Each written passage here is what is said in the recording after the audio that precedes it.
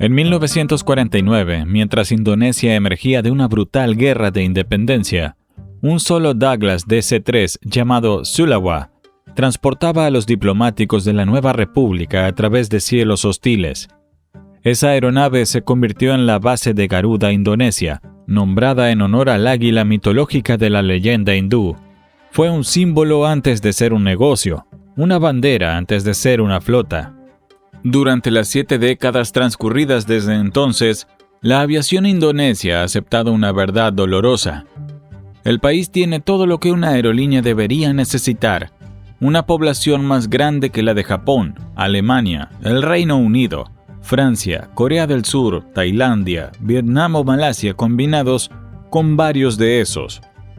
Un archipiélago de miles de islas donde la aviación no es un lujo, sino infraestructura.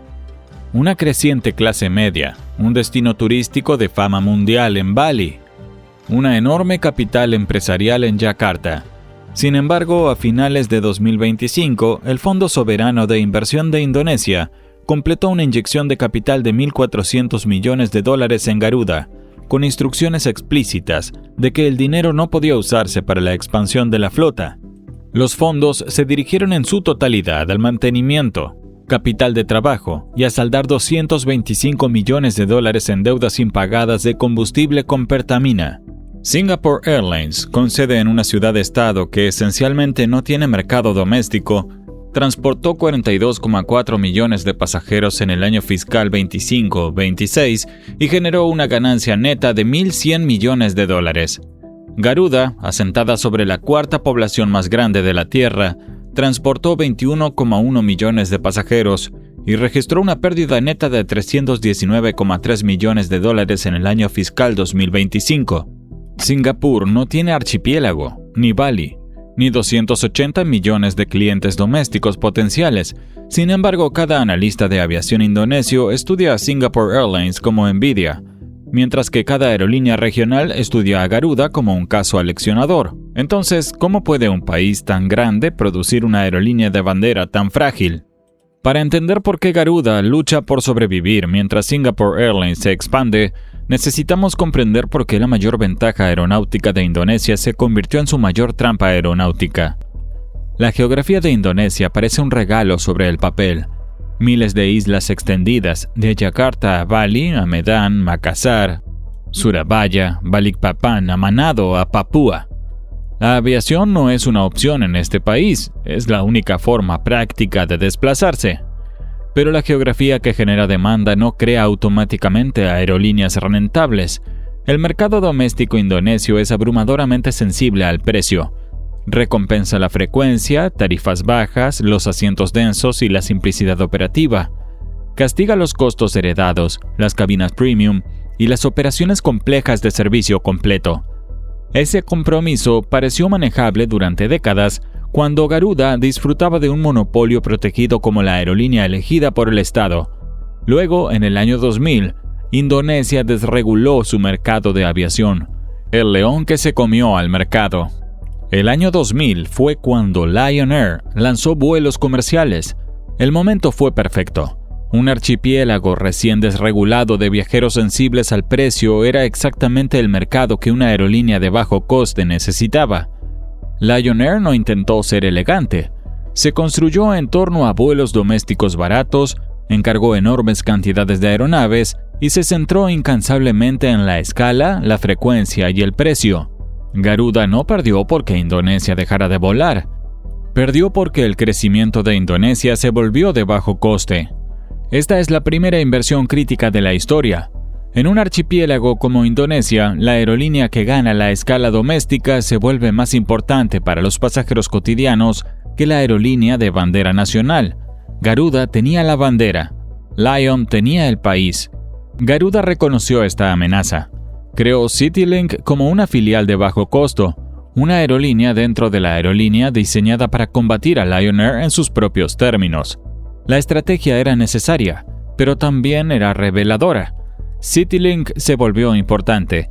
Ahora el grupo Garuda opera 137 aeronaves, con 79 bajo la marca principal Garuda y 58 bajo CityLink. El motor de crecimiento del grupo ya no era la prestigiosa aerolínea de bandera, era la filial de bajo costo creada para perseguir a Lion Air. Eso generó complejidad, 2 marcas, bases de costos diferentes, promesas distintas al cliente, filosofías de flota diferentes, estrategias de rutas diferentes, todo gestionado por una aerolínea que, al mismo tiempo, luchaba por su supervivencia financiera. Singapore Airlines opera un modelo similar de marca dual con Scoot, pero la línea principal de SIA sigue siendo dominante a nivel global. La línea principal de Garuda, en cambio, ha sido continuamente privada de capital, atención y claridad. Verás, mientras Garuda era despedazada en casa, Singapore Airlines estaba construyendo algo completamente diferente en el extranjero. Singapur es una ciudad-estado con prácticamente ningún mercado doméstico. Eso obligó a Singapore Airlines a internacionalizarse desde el primer día. El aeropuerto de Changi fue diseñado deliberadamente como un centro de conexiones, ubicado geográficamente entre Europa, India, el sudeste asiático, Australia, China, Japón y el Pacífico. Si vuelas de Londres a Sydney, Singapur es obvio. Yakarta no lo es. La estrategia de Singapur era impecable: servicio premium, disciplina operativa, conectividad de larga distancia, modernización de la flota, sólida consistencia de marca, asociaciones profundas dentro de alianzas, pasajeros de negocios y de conexión de alto rendimiento. El Soekarno-Hatta de Yakarta, en cambio, es enorme, pero históricamente congestionado y principalmente un aeropuerto de origen y destino. Esta es una de las mayores explicaciones estructurales de toda la historia. Singapur construyó un hub, Garuda sirvió a un país.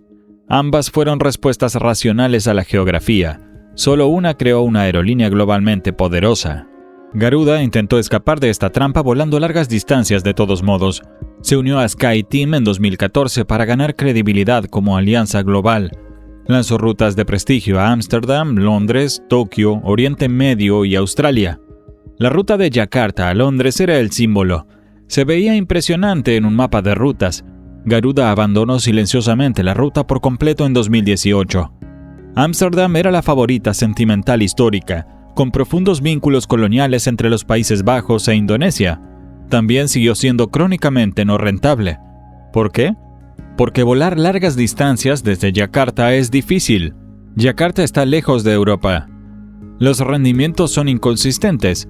La aerolínea carece de la máquina de transferencias que tiene Singapur, y las aerolíneas extranjeras podían transportar pasajeros indonesios a través de sus propios centros de conexión. Singapore Airlines, Emirates, Qatar Airways, Turkish Airlines, Cathay Pacific, ANA, HAL, Korean Air, China Airlines, EVA Air y las aerolíneas del Golfo podían competir por el tráfico indonesio de larga distancia. El pasajero indonesio que volaba a Europa tenía una docena de opciones con una sola escala, y Garuda rara vez era la más barata o la más conveniente.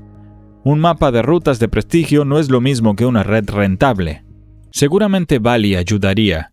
El destino turístico más famoso de Indonesia, una de las marcas de ocio más reconocidas del planeta, debería generar flujos masivos para la aerolínea nacional.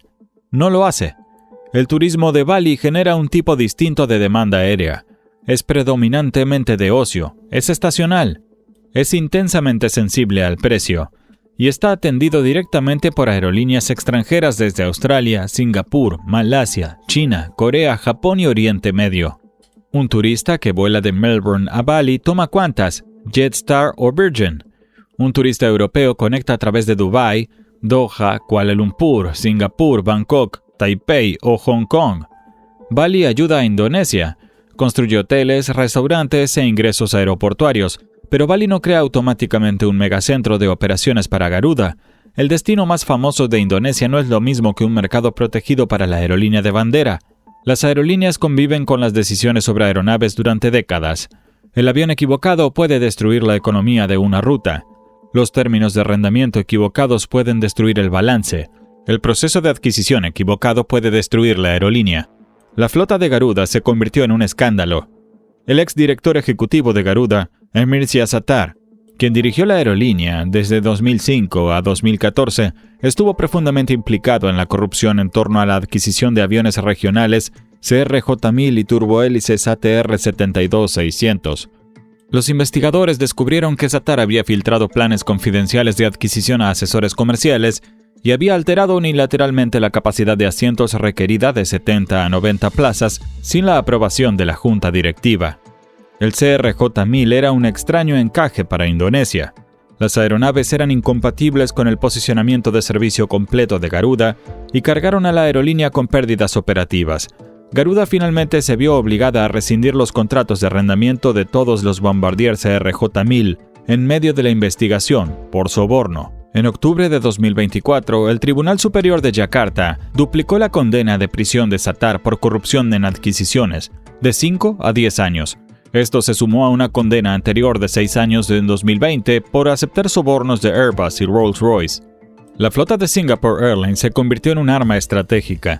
La flota de Garuda se convirtió en una fuente de humillación legal, pérdidas financieras y caos operativo.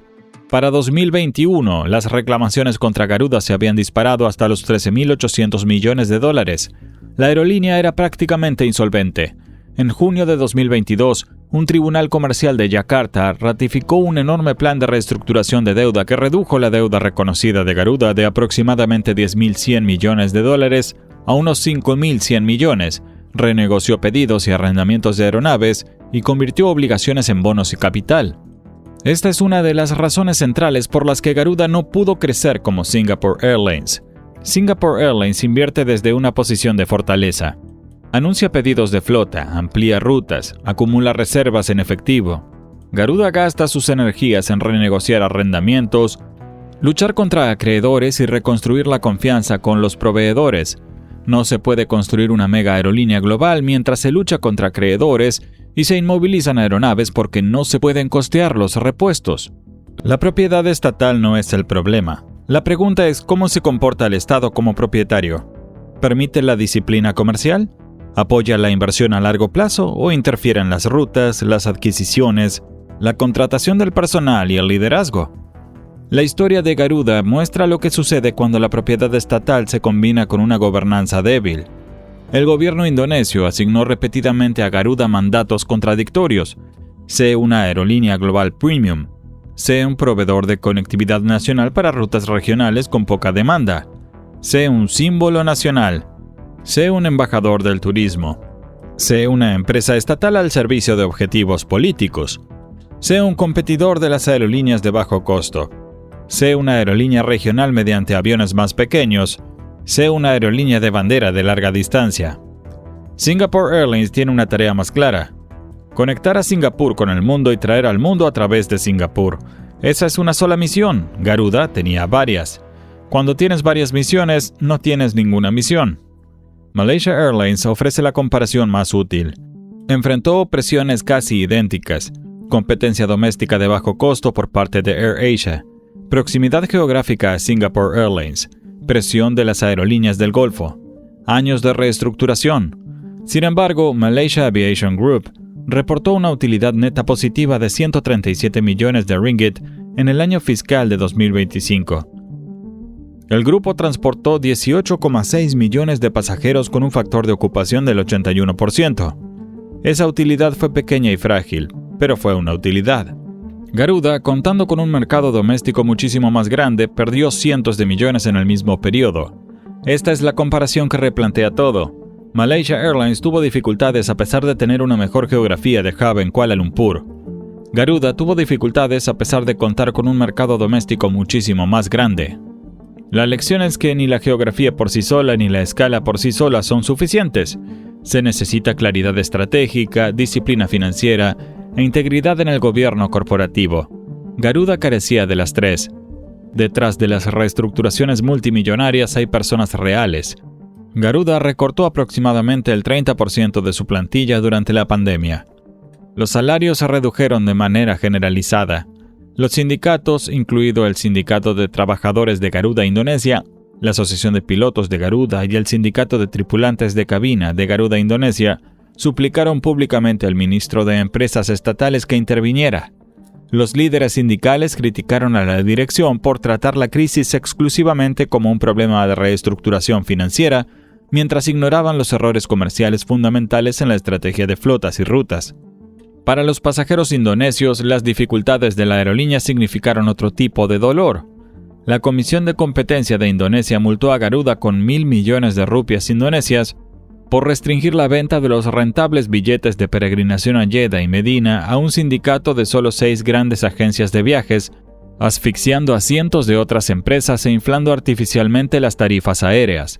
Los agentes de viajes acusaron públicamente a la aerolínea de aplicar precios discriminatorios.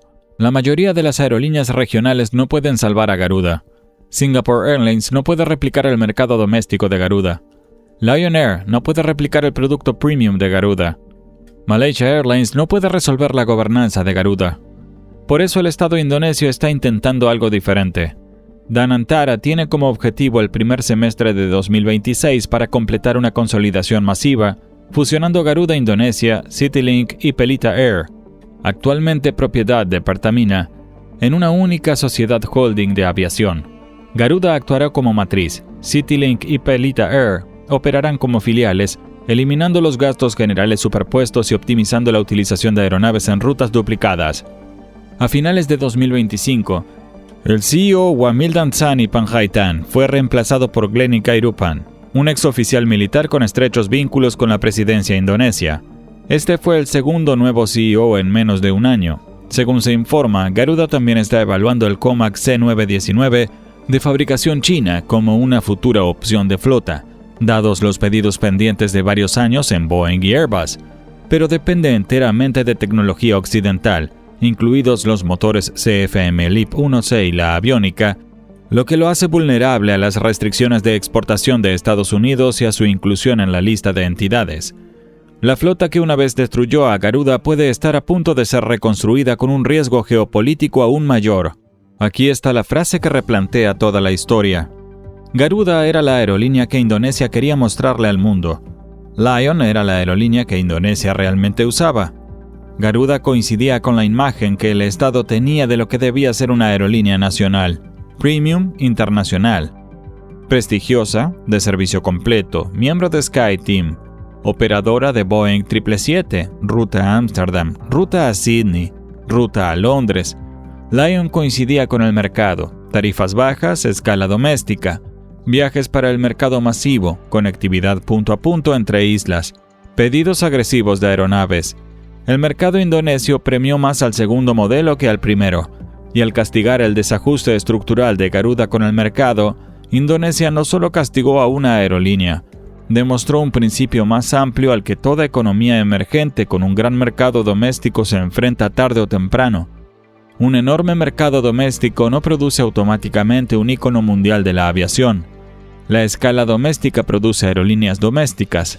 La influencia global requiere geografía de hub, rendimientos premium, disciplina de gobernanza y claridad estratégica.